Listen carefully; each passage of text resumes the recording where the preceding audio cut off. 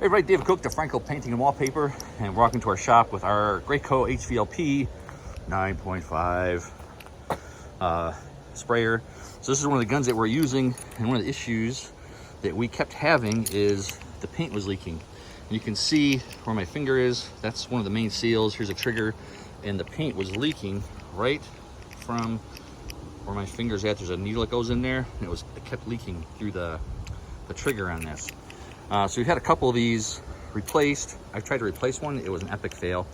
So we just go to JC Licht and Addison and they replace it. It's 90 bucks. They replace everything and it works perfect when it's done. But I kept asking what it was, and finally one of the techs said, it's because you're taking needles out. And I didn't really understand that. So apparently, as you know, when we take the gun apart to clean it, the needle goes in there. So he just made sure to tell me that no matter what, we're not supposed to take the needles out when we clean it. We just flush it down that hole, in through there.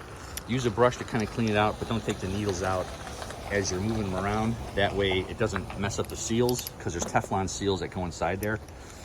So if you're using these, make sure leave the needles in there. So we have dedicated guns for each tip size now, so that way we don't have to worry about taking needles in and out and changing them.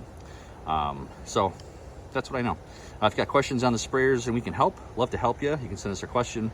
But that was just an experience we learned this week. Hope you guys are having a great day, and God bless.